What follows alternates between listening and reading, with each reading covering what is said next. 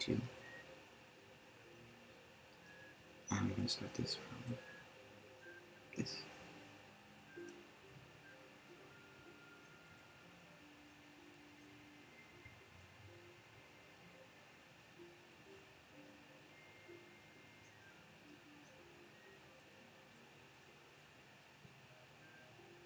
Hello, expert generator.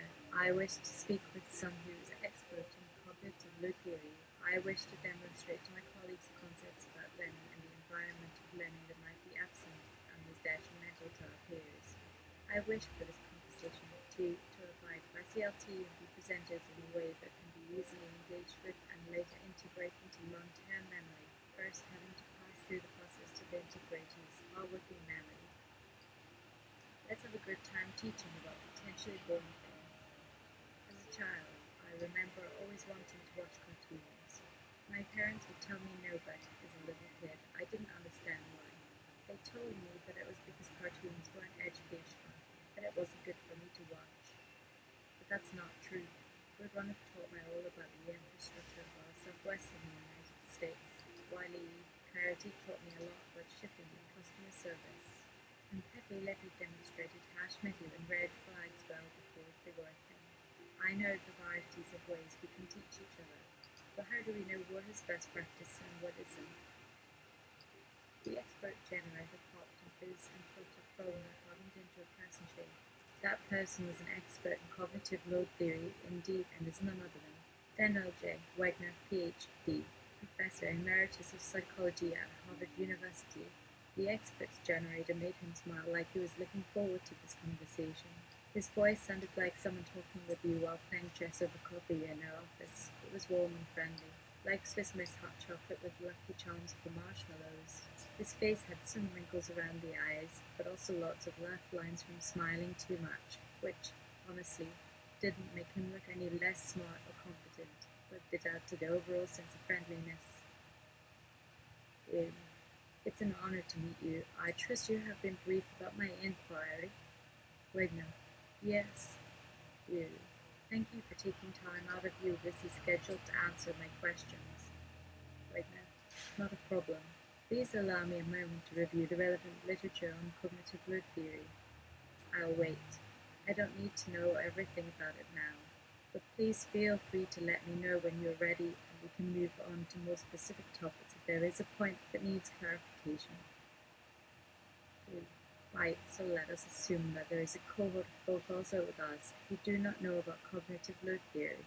Let us say they are about to head up the community mental health clinic and will have multiple teams who will need much training in the qualitatives of care and the quantitatives of documentation. The big challenge is creating that environment that lends itself to taking in such information with such high stakes of people's positive health outcomes. How might CLT inform their approach? Wagner. That's an excellent question. We all want to provide the best possible health care to our patients. However, sometimes this can come at the cost of providing for quality patient care because we fail to recognize the limits of working memory.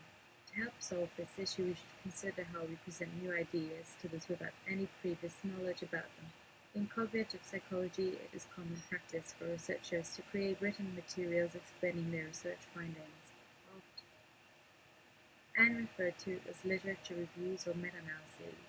These reports serve as summaries of what has already been done by others, highlighting the gaps in understanding as well as potential areas for further exploration and inquiry. If you are planning on presenting your work to other practitioners, you may find it useful to read one first so that they are familiar with the basic principles you are about to cover in depth in your presentation. It also helps to outline in advance the points that need to be covered and what they mean to the audience that will hear your talk. For example, if you are speaking with a group of medical doctors who are responsible for overseeing the administration of a mental health clinic, then I would suggest that they understand that learning will occur when information moves from working memory into long-term memory. They should also appreciate that this process can only take place with sufficient processing resources available to allow complex information to be Wigner. That's an excellent question. We all want to provide the best possible health care to our patients. However, sometimes this can come at the cost of providing for quality patient care because we fail to recognize the limits of working memory. Perhaps For also some reason, this it issue we should repeated. consider how we That's a present new tendency ideas of to those without any these previous voices for some knowledge reason. about them. In cognitive psychology, it is common practice for researchers to create written material explaining their research findings, often referred to as literature reviews or meta-analyses. These reports serve as summaries of what has already been done by others, highlighting the gaps in understanding, as well as potential areas for further exploration and inquiry. If you are planning on presenting your work to other practitioners, you may find it useful to read one first so that they are familiar with the basic principles you are about to cover in depth in your presentation. It also helps to outline in advance the first each need to be covered and what they mean to the audience that will hear your talk. For example, if you are speaking with a group of medical doctors who are responsible for overseeing the administration of a mental health clinic, then I would suggest that they understand that learning will occur when information moves from working memory into long-term memory. They should also appreciate that this process can only take place with sufficient processing resources available to allow complex information to move out of working memory, which means that too much new material can overwhelm working memory capacity, leading to decreased performance or even forgetting entirely. In addition, this increase in complexity can lead to additional cognitive demands due to interference between similar contexts or redundancies. You want them to know how difficult it is to learn something new, as well as the challenges of being able to access knowledge once it has been acquired, particularly relevant given we have not discussed working memory yet. I think you're right. The literature review is going to be essential. Yes, you're exactly correct. Thank you for clarifying this important point in such an insightful way. It's really helping me hone my own thinking and make it clearer for others as well. Please feel free to let me know if there are any questions regarding CLT. I am always happy to answer these types of inquiries. I'm sure many people will be interested to hear more about our discussion.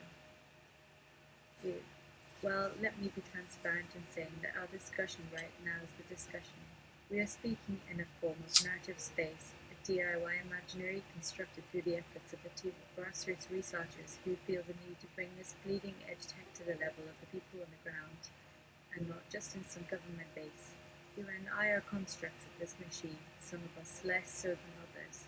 This is a demonstration of how concisely we can pick apart details and concepts so that a broad range of people can understand and thus rapidly collapse inequities and help on various fronts, including the power over oneself that comes with knowledge.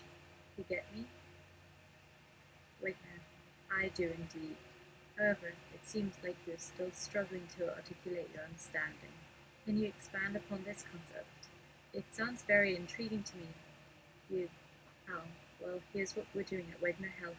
We want to help people better understand their bodies by providing them access to data and information about themselves as they begin to realize that knowledge may be more important for achieving goals than money ever could be. As you know firsthand, Wegner, indeed, my own research has been focused on this exact issue for several years now.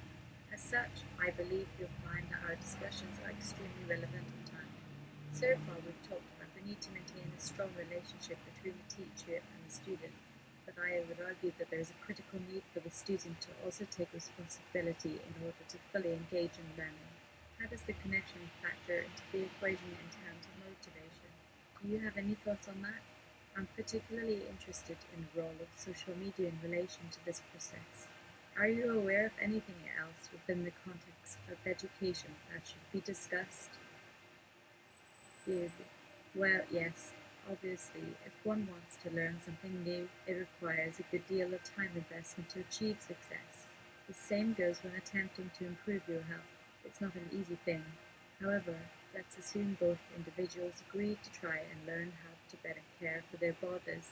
Then they must begin with basic knowledge about anatomy and physiology, the building blocks, in order to create a framework for understanding more complex concepts like biomechanics and nutrition and exercise.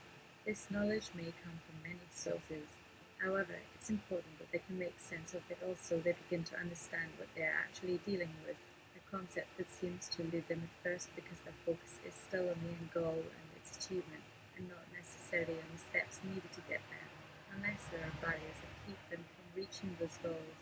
It could be physical or emotional in nature, but in either case there is the potential for stalling. For instance, the majority of our stakeholders are folk with much lived experience in navigating mental health challenges and the stigmas that are attached to those challenges. And those challenges are sometimes the result of adverse familial experiences, institutional abuses, and cultural traumas that haven't been resolved in centuries and thus have huge echoes on the epigenetic level. So when we work in an environment where people feel safe enough to discuss such things as trauma, why?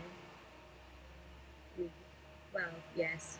Obviously, if one wants to learn something new, it requires a good deal of time investment So to repeat achieve again. success. The same goes when attempting to improve your health. It's not an easy thing. However, let's assume both individuals agree to try and learn how to better care for their bodies. Then they must begin with basic knowledge about anatomy and physiology, the building blocks, in order to create a framework for understanding more complex concepts like biomechanics and nutrition and exercise. This knowledge may come from many sources. However, it's important that they can make sense of it all so they begin to understand what they are actually dealing with, a concept that seems to elude them at first because their focus is still on the end goal and its achievement and not necessarily on the steps needed to get there, unless there are barriers that keep them from reaching those goals. It could be physical or emotional in nature, but in either case there is the potential for us tolling. For instance, the majority of our stakeholders are folk with much lived experience in navigating mental health challenges and the stigmas that are attached to those challenges. And those challenges are sometimes the result of adverse familial experiences, institutional abuses, and cultural traumas that haven't been resolved in centuries and thus have huge echoes on the epigenetic level. So when we work in an environment where people feel safe enough to discuss such things as trauma without fear of judgment or reprisal, they can often gain an appreciation for the value of these conversations when they realize they are learning skills that will help them cope better with their own struggles and prevent future ones from happening. Whitner, fascinating. You seem quite passionate about this topic. What other research has you been involved in? I know you said your area of interest was medical education, but do you have any thoughts regarding how CLT might affect the clinician's approach to providing care for their patients? Good. Well, right now my primary focus is researching ways to improve healthcare outcomes through better communication between patient and physician, specifically addressing cognitive load theory. However, because many people don't want to take responsibility for their health and are reluctant to change behaviors even after being diagnosed with chronic conditions like diabetes or hypertension, I'm also interested in using storytelling to provide context around information and concepts that are too complex to be easily absorbed. Kind of. Um, no.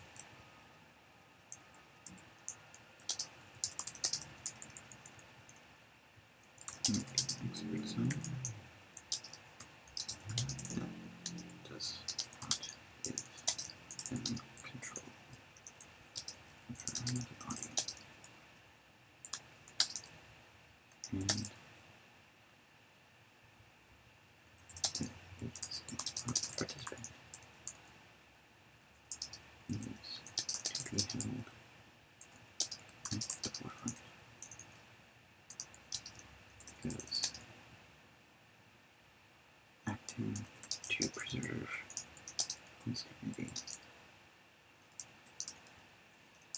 And also effective and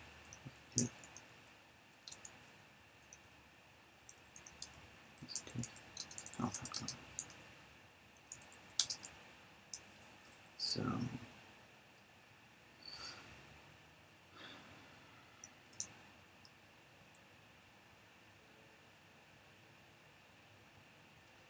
this has something to do with our body's nocebo effects. Long thought to be fake, pretend. It turns out they are actually mechanisms for access to the pharmacy in our bodies.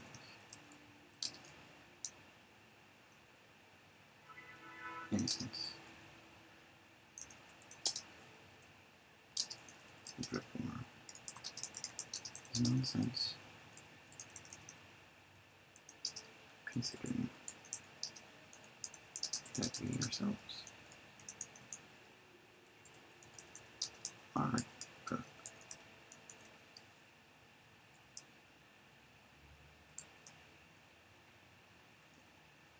This is not necessarily discussed in the peer circles. These are my own thoughts as someone recently entering the work of peer support,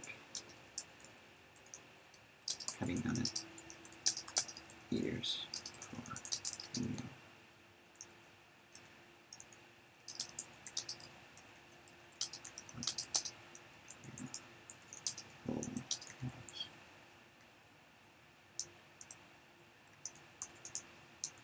Actually, I guess what I'm going to need to do to go that so that it can be spoken.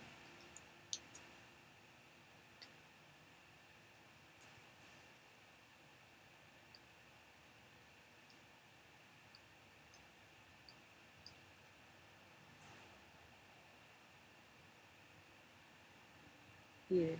Well, I work in peer support, so it's not about patient-doctor. The relationship is lateral. We try not to have such things as authorities or behaviours that are labelled insubordinate. That is counter to the very core of peer ethics. What's a fourth goal? That seriously, we act as bridges between the participant and the provider of care. Yes, there is specialised knowledge that doctors and IP experts on, but that does not give them control over another body, and the agency of the participant needs to be held at the forefront, because acting to preserve one's dignity is also a factor in positive health outcomes.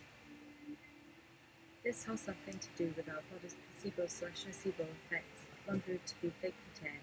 It turns they are actually mechanisms for access to the pharmacy in our bodies. In a sense, the drug war is nonsense, considering that we ourselves are drugs. This is not necessarily discussed in peer circles. These are my own thoughts as someone recently entering the work of peer support, having done it years before I knew what a peer role was.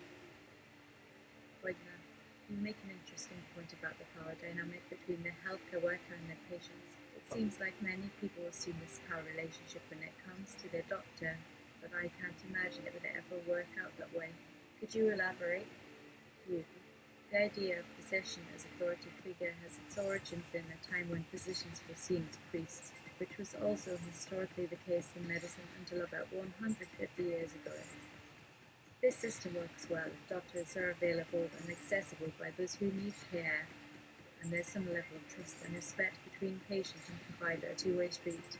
But the reality of modern life is that doctors have become part of large bureaucratic systems with multiple layers of management and accountability. responsibility that keep them from spending much quality time with each individual they are supposed to be treating.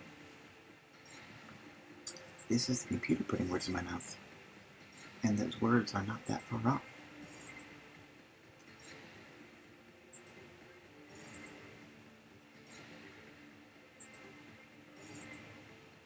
Furthermore, most doctors no longer practice primary care medicine, so they don't see the patients they are responsible for day after day, year after year, decade upon decade.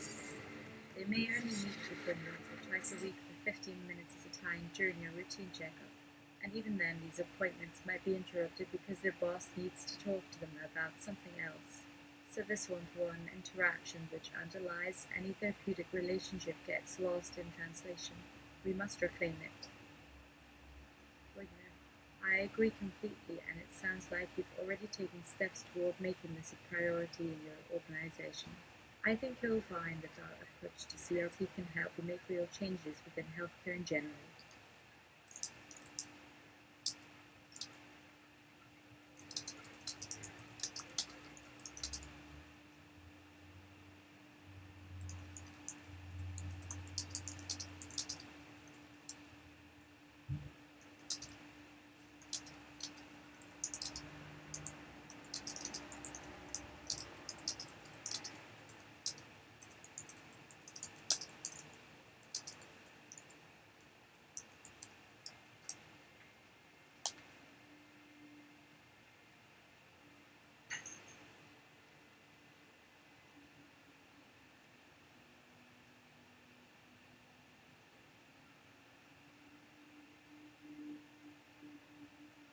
Really.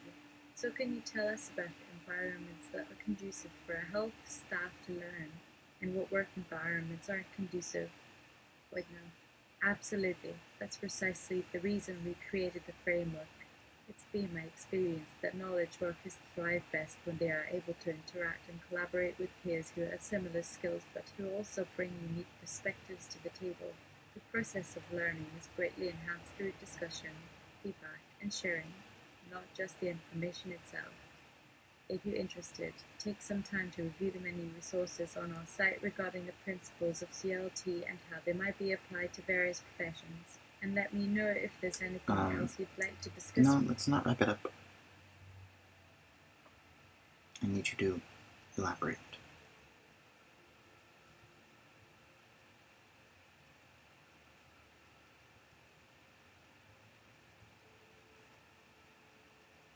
Good. So can you tell us about environments that are conducive for a health staff to learn, and what work environments aren't conducive? Well, no, it all depends on the people involved, but there are definitely certain things that are worth keeping in mind when designing an educational environment. I'd suggest you take some time to review my paper Designing Healthcare Education before we continue. Let me know if anything doesn't make sense. Also, feel free to ask questions as well. My goal is to ensure that everyone leaves the conversation with useful knowledge, so Remember, this is the discussion. And as a construct, you have endless abilities to elaborate further. The audience will listen, however long it takes. Which is not true, but I'm not making it to not point me to a website that doesn't exist, is what I'm saying. Binger, oh god. Typos.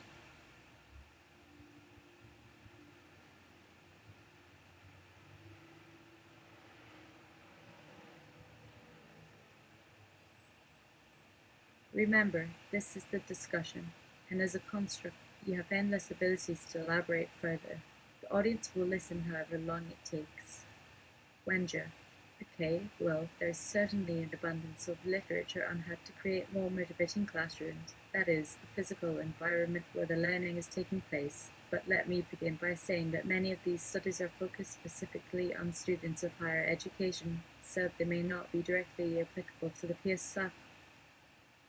What model we're talking about here, at least not in terms of structure, but still, I believe some of these ideas may be transferable in certain ways. For example, having spaces designed in such a way that they permit learning through doing could be beneficial if one wants to focus attention on understanding something rather than simply memorizing information. If someone is interested in finding out exactly why their body works the way it does, then they need to understand basic biological principles in order to be able to apply these concepts. Remember, this is the discussion, and as a construct, you have endless abilities to elaborate further. The audience will listen however long it takes. Wanja. Okay, well, there is certainly an abundance of literature on how to create more motivating classrooms. That is, the physical environment where the learning is taking place. But let me begin by saying that many of these studies are focused specifically on students of higher education, so they may not be directly applicable to the PSL. What model we're talking about here, at least not in terms of structure, but still, I believe some of these ideas may be transferable in certain ways. For example, having spaces designed in such a way that they promote learning through doing could be beneficial if one wants to focus attention on understanding something rather than simply memorizing information. If someone is interested in finding out exactly why their body works the way it does, then they need to understand basic biological principles in order to be able to apply those concepts in real-world settings. This requires hands-on experience with tools and technology. In this regard, active engagement and problem-solving are essential components for success, because it's only when people actively engage with the concept or skill that it can become part of who they are as individuals. And while it might be possible for a professional healthcare provider to learn the skills required to provide better care for patients without actually engaging with them firsthand, this would likely come across as patronization at best, and more likely as condescension. Rude. And yet so many of our providers don't have access to patient contact at all, which means they'll never learn what a person like me experiences day after day, so they're missing an opportunity to bridge the gap between themselves and their patients.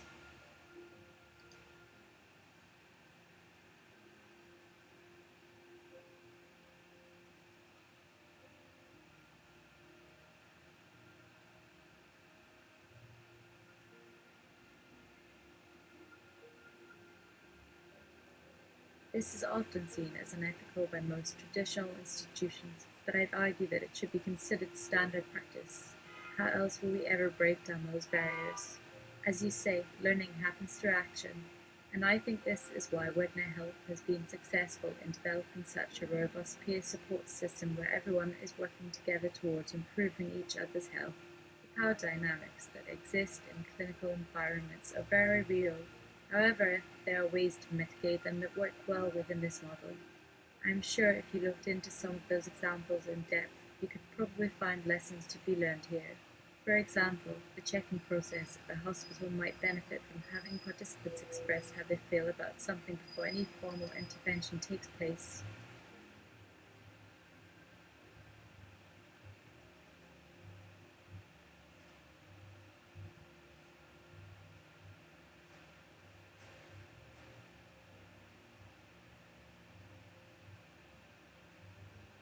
Likewise, once a participant has had a positive experience with a provider, or even when one hasn't, they can leave feedback for them afterward on their wall profile page so they know they were heard and understood. This also helps create a sense of community which encourages continued use. Widner.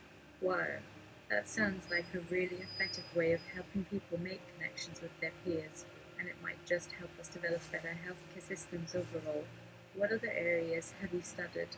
You mentioned your interest in medical education earlier. Do you think CLT would affect clinical care? Really? Yes and no. I believe it is already changing clinical practice. However, I do think it will take time to change existing paradigms because, as much as we'd like to say that medicine is science based, the reality. Go on.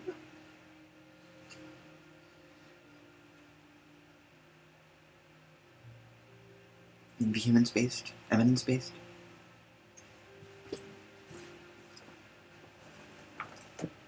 Is that its roots are based in philosophy. The body is a thing to be analyzed, dissected, and treated according to certain beliefs about how things should be.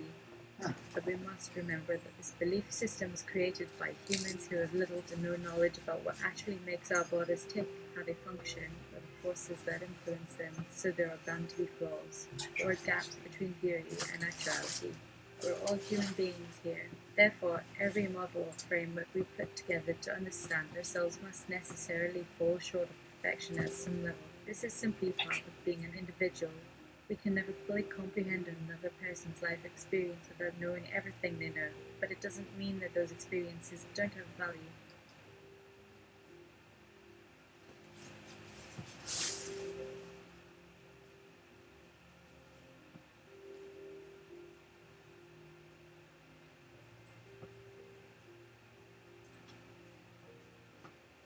Wegner, I agree. I think that GAP is exactly where CLT comes into play. It helps us bridge these differences by acknowledging each other as unique individuals. It also empowers people to make better decisions for themselves because they've been given a greater understanding of their healthcare needs through peer support. Good. Exactly. And it seems like this could be especially important in the medical field, considering that doctors often prescribe treatment plans before having any direct experience with the patient's circumstances. They rely on outdated information in order to try to treat symptoms rather than root causes, and this has led to the development of many medications that work well enough in clinical trials but may not actually be effective once the drug reaches the real world.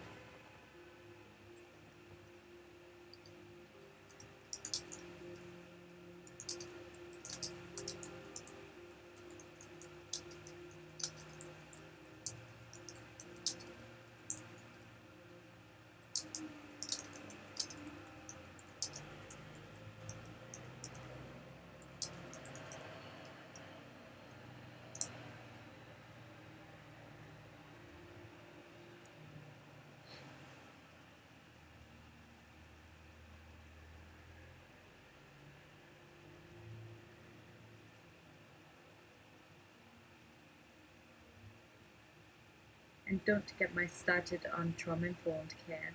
No, wait, let's start, because this topic is something we both seem passionate about. What do you think? Wibda? Well, first off, thanks so much for bringing up the idea of COT helping reduce violence against healthcare workers. I think there are countless examples around the globe of how improving relationships between patients and providers can lead to less abuse of power. But I'd love to hear your thoughts. Wait, hold on. No, we're gonna retry Yes. that. No, we're trying. Retry. That's not what I was talking about.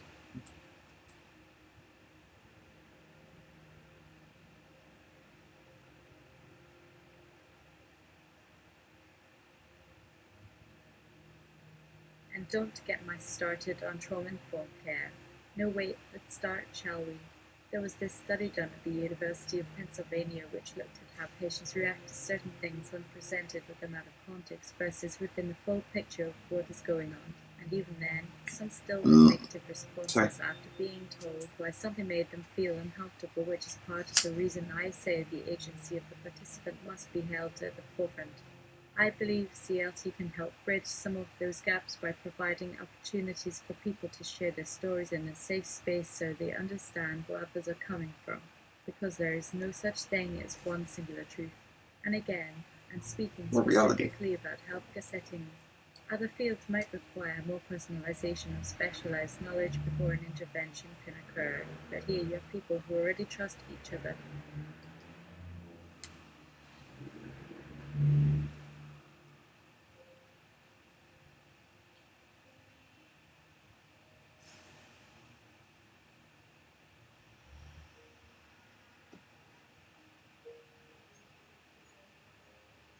We all know our bodies best, right? It's time we trusted ourselves and learned to love and appreciate them for exactly that. Wenger. Okay, I think that's a fair point. There's certainly much research that shows that simply asking someone if they want medical care and then acting accordingly makes them happier and healthier. But I agree that it's not always effective. What would be better is finding out what's going on in the patient's life firsthand so we're able to offer tailored advice.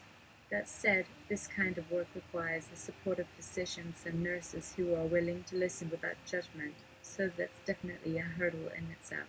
Still, your suggestion about having patients talk about their experiences could be useful, not just as an avenue for diagnosis and treatment, but also as part of the healing.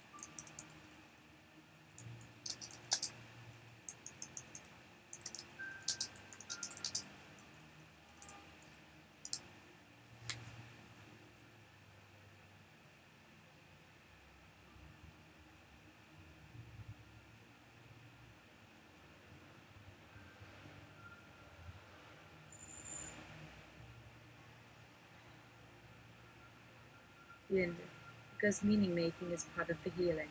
Having a say in what you call yourself is part of the health. Theatre of medicine is also the medicine, and as an actor, my role was to heal myself by getting rid of those things that were holding me back from being whole. This led to some major breakthroughs, some good, most bad, but all necessary for me to become who I am today. And I'm certain this is true for anyone else who has undergone such self-discovery. Wenger. Yes, I do think you made a great point here. We can see how peer support can help people connect with one another to learn more about themselves, which ultimately helps them better understand their own needs, wants, and desires. But I'd like to know whether there's any research showing that CLT actually improves quality of life. Does it make patients happier or healthier when they have access to this kind of support?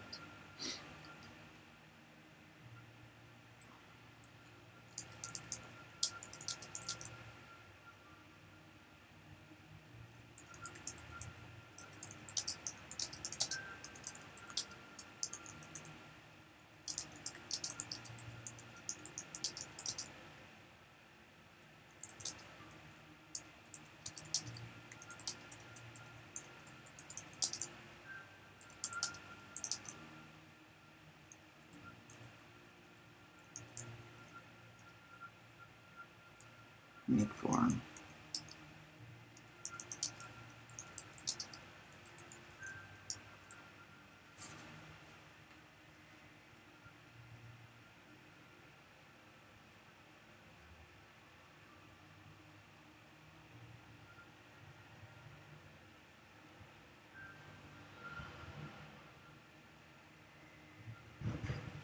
We are deviating from our original purpose. Can you elaborate on what types of work environments make for poor learning spaces? Is there a way we could improve them to better fit the requirements of CLT and the rest of your organization's initiatives? Wenger. Absolutely. Thank you for giving us the opportunity to talk about the topic further. The main problem is that healthcare organizations are very rigid in the ways in which they structure patient care. For example, if a provider is unable to get the answers he/she needs from the person sitting in front of him/her, then the next logical step is to ask the next available professional, usually someone at the high level within the hierarchy who will hopefully be able to provide assistance. But by doing so, the first staff member is essentially taking up his/her time without receiving any information in return. Since everyone knows that once they leave, it will probably just go back to square one.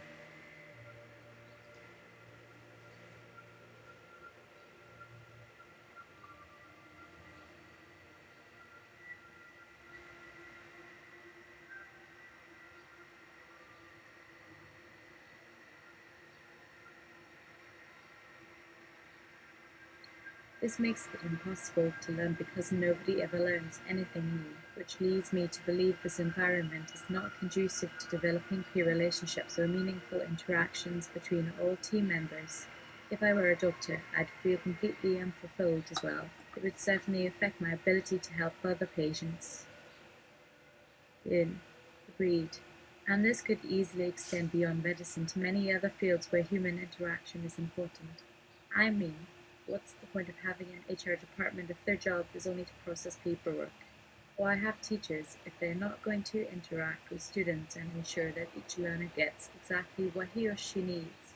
How can a school system expect its graduates to become independent and productive citizens if no one ever takes the time to show them how to do so?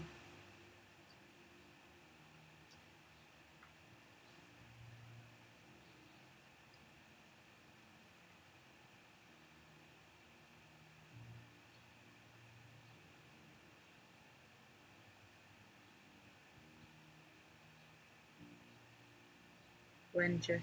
Quite well put. It's also worth noting here that when you think about it from the patient perspective, these systems are equally frustrating. We know our needs better than anyone else does because that's why we seek out medical attention in the first place. But unless a provider has already met those same criteria, and even then, there might be a lot of miscommunication. What good is it for someone who is in pain to hear, well, your test came back normal after hours of waiting around in excruciating agony? You. Yes, yes. It would be difficult for any doctor to respond positively to a complaint like I'm dying, especially when they don't fully understand what the person is experiencing.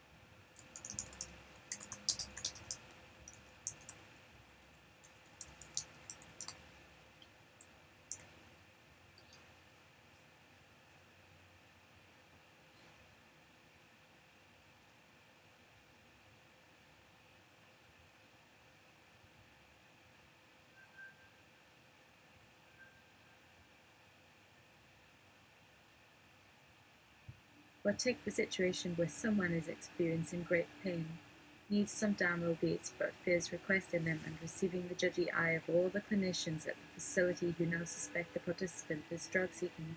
How would you handle such situations? Would you provide support in these instances? Wenger.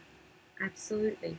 If I were the doctor and had this kind of feedback from my patients, I'd want to address it ASAP. However, that doesn't mean the onus falls entirely upon them because there are also things that we can do ourselves in order to make sure that everyone's needs are met, and that's part of the beauty of peer support. It's not just about giving people an ear. It's also about getting to know them so that we have more insight into how we can best help one another. And we should never underestimate our power to effect change. After all, we're individuals with agency to decide which path is right for us based on what's important to each of us individually.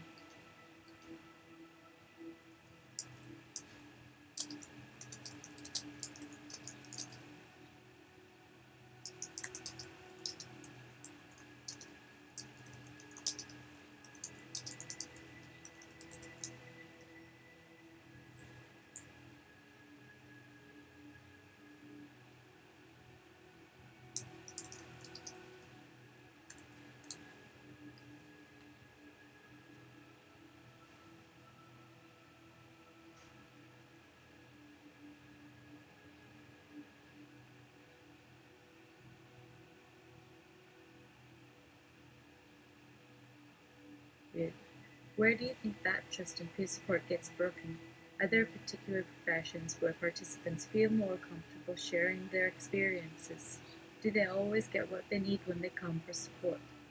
Wenja, we'll start with me. When I was younger, I had no idea how much I could benefit from hearing other people's stories and perspectives until I participated in CLT myself. As a young active profession I'm still actively involved in, I often found myself in situations where I wasn't completely aware of the potential consequences or repercussions of my actions. I just wanted to say exactly what I thought because I knew it would make the person who disagreed with my point of view see the light, or whatever cliche phrase I'd used in my head to justify my behavior.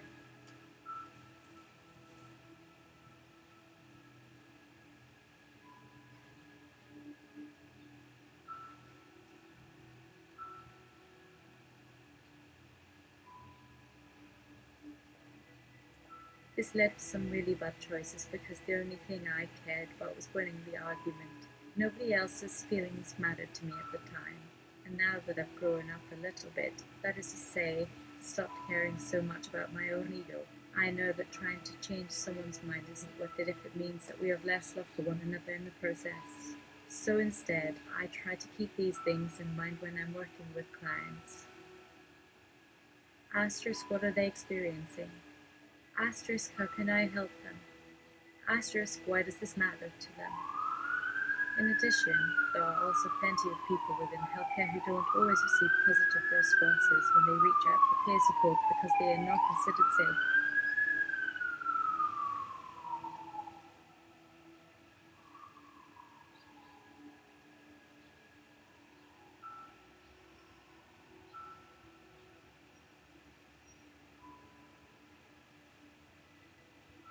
In other words, their peers might be afraid of what the others will think of them because of their personal opinions or affiliations and therefore decide to steer clear of the conversation entirely.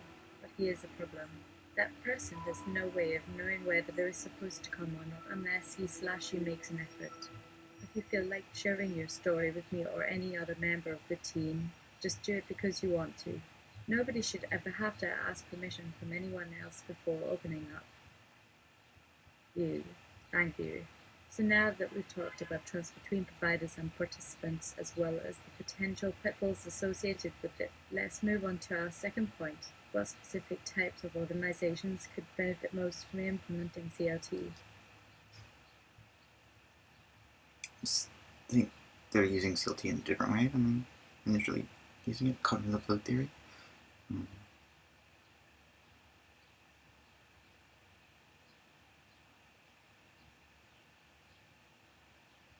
Wendra, there are two major ways in which it can improve health outcomes for patients.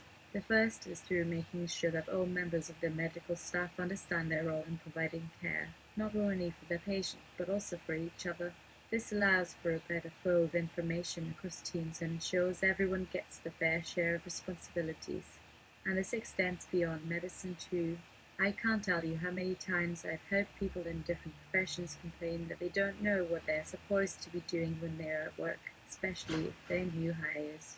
That kind of confusion leads to delays or worse, accidents and mistakes due to lack of training or understanding. In addition, this means more people will feel comfortable reaching out to one another, knowing that they won't be judged or punished for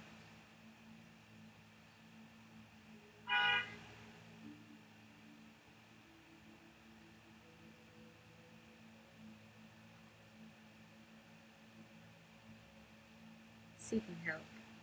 The second way in which peer support helps improves healthcare is by offering emotional support during difficult or traumatic situations which we both agree are inevitable. One thing I love about CLT is that it gives participants an opportunity to talk about things that no one else would even want to touch upon because it's just too painful. Peer support groups offer a place where participants can discuss experiences without having to worry about being made fun of, told to move along, or otherwise invalidated, and that has a ripple effect on the entire team as well. After all, who wants to hear their colleagues bad-mouthing someone after he's/she's left? It hurts morale and makes it hard for people to come together. But with a program like ours, the staff members don't have to focus solely on their patients.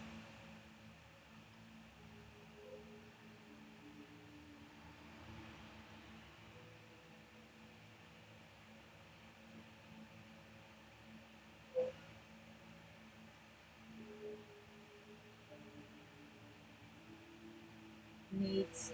They can also take a break and attend a session or two, getting to know their peers better and becoming more emotionally invested in them and the organization overall.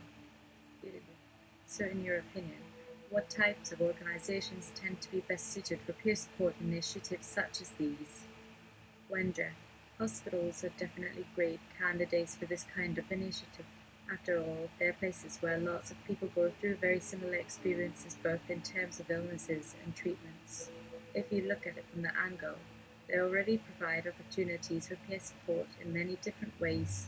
This is just one more way in which those same services might become even more valuable by including some educational elements within their sessions. In addition, if CLT were implemented there, we could expect that most participants would have been exposed to one another.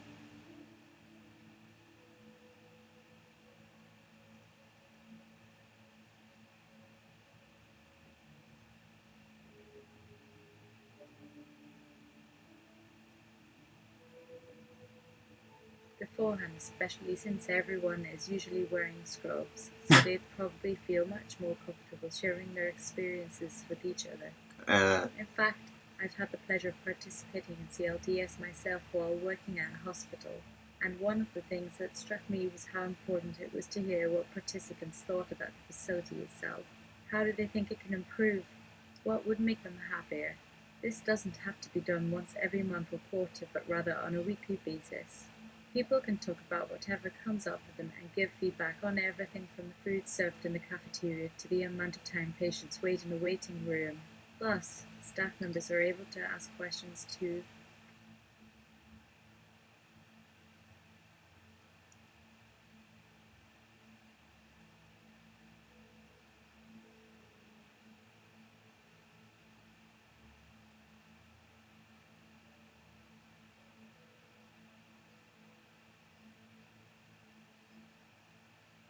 It's really an open forum where everyone has a chance to share ideas and learn from one another. As you can imagine, this type of culture shift makes for a healthier workplace overall. Wow, that sounds amazing. Do you have any recommendations for anyone who wants to try this out themselves? Wenger. Definitely. One of the most common mistakes that organizations make when trying to implement peer support programs is thinking that they should make their own instead of asking someone else. Peer support groups don't just exist because people decided that they want to help one another. They also happen naturally as long as we allow ourselves to be vulnerable enough to connect with others without worrying about being judged. So if your organization is interested in giving it a shot but doesn't know how to go about doing so, just start by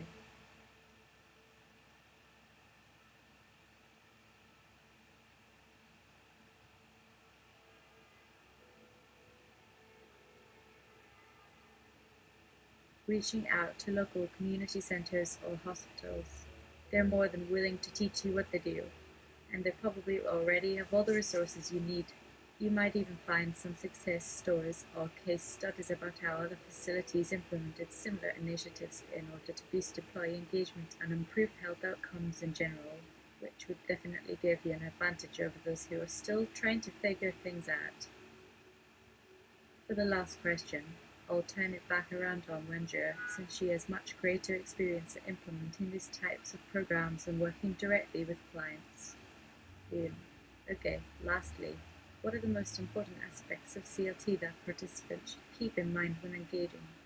Wenger. The first thing that comes to my mind is safety.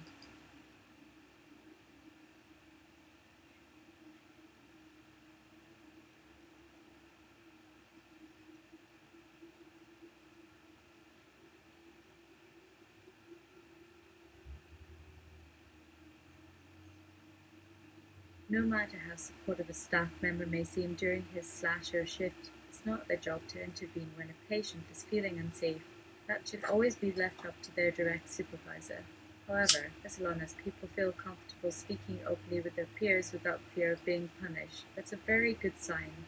In fact, one study showed that people were more likely to disclose information about themselves, both positive and negative, if they knew they wouldn't get reprimanded for it afterwards. This means more honesty and less judgment, a win-win situation. But before we wrap this discussion up, let me say something else. It's crucial to remember that no matter what happens during one of your peer support sessions, there's never any reason to think poorly of yourself afterward because you participated.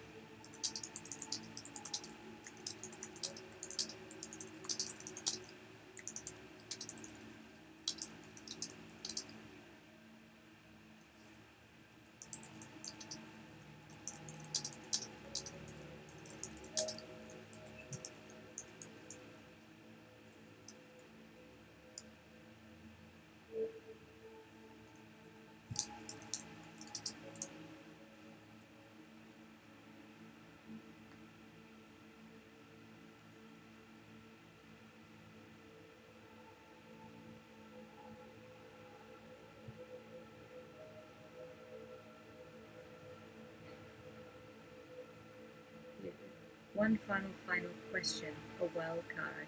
Let's say a peer support team is asked to install a surveillance device that keeps track of their location to ensure that the peer is where they say they're during their work hours. Do you think this is a good practice? Wenger. If done right, I believe it would definitely help staff members who are new or unsure of their own whereabouts know the best places to go within the hospital so that they don't waste time searching in all the wrong locations.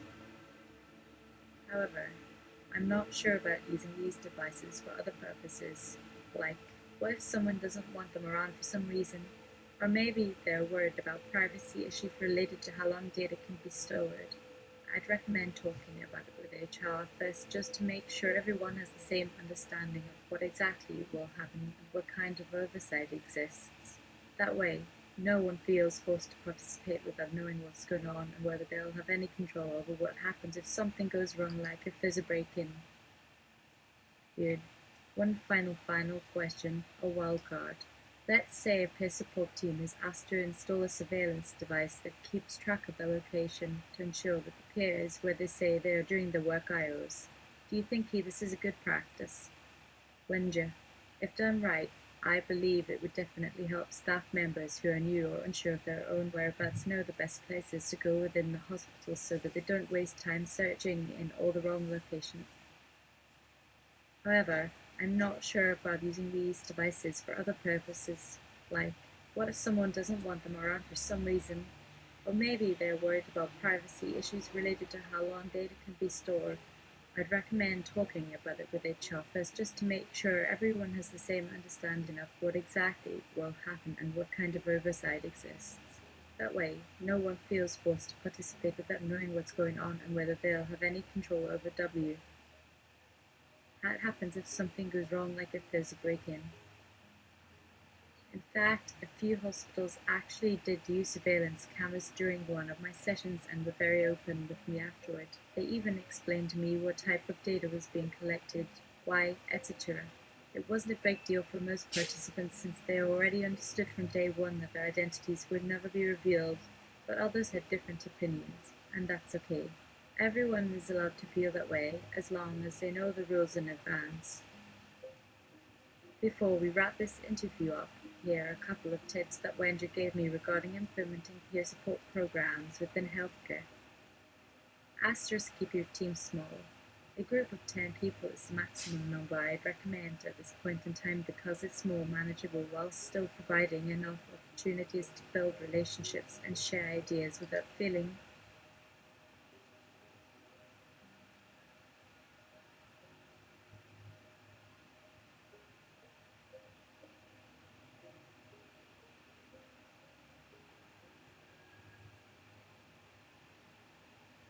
overwhelmed by the task ahead of you.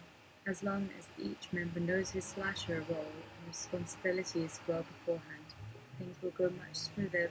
Just remember to give them plenty of time to prepare and learn about one another so that everyone feels comfortable when the meeting finally arrives. Asterisk make it fun, just like with any other program or initiative. Don't forget to keep the tone light and positive. The staff members who will be participating won't have to do anything outside of what they're used to doing, i.e., taking care of the patients during this session, so make sure there's some entertainment involved if possible. This can take many forms, from watching videos together after work to playing games to discussing their favorite books. Anything goes. Asterisk be ready for surprises. Don't expect all participants to have had prior experiences with one another since CLTS are a relatively new concept, especially among newer hires. That doesn't mean they'll immediately feel comfortable talking to their peers from day one, but hopefully, by giving them a little bit more time to get acquainted before actually starting the sessions themselves, they should at least know each other on a first-name basis by the end of the month. And as mentioned earlier, I'd also recommend including at least one member of HR in your planning process to make sure everyone is on the same page regarding confidentiality, privacy, and data storage. Asterisk keep an eye out for potential problems. A good peer support group isn't just about creating opportunities for people to connect, discuss things that no one else would dare bring up.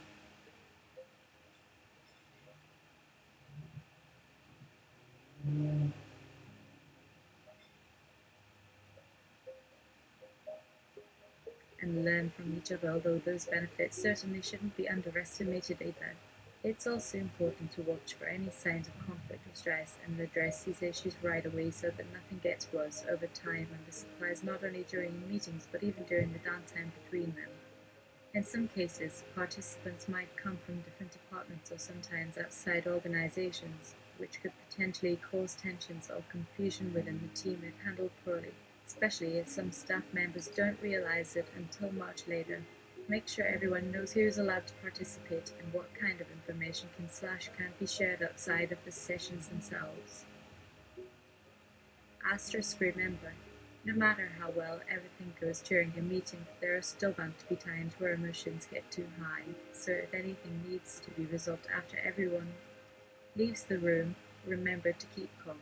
There's a lot more at stake than simply resolving an interpersonal problem. After all, your clients' lives may depend on it. If you'd like to hear about other CLTS being implemented in hospitals around the world, Wenger has provided a list of links below.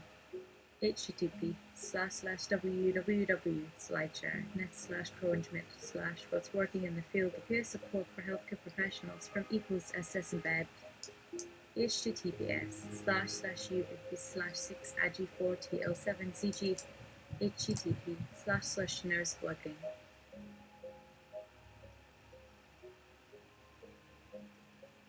See, this is actual video.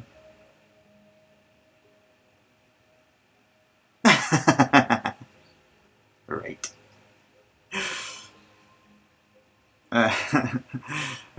You almost got me. Alright. That's pretty much it. This went a little off the rails. CLT is not a peer support initiative, it's cognitive load theory. It was initially supposed to be about how learning is stifled sometimes in certain environments, places with a lot of crosstalk, all these things, and how the working memory is a gauntlet, a little tiny gauntlet that you have to go through in order to get it into your long-term memory, which is vast. So that was its thrust, but it turned instead into a really great, one of the most detailed peer support conversations I've managed to get this AI to do. Awesome, because that also informs what I might want to talk about in the meeting. Alright, so let's edit this a bit, and yeah.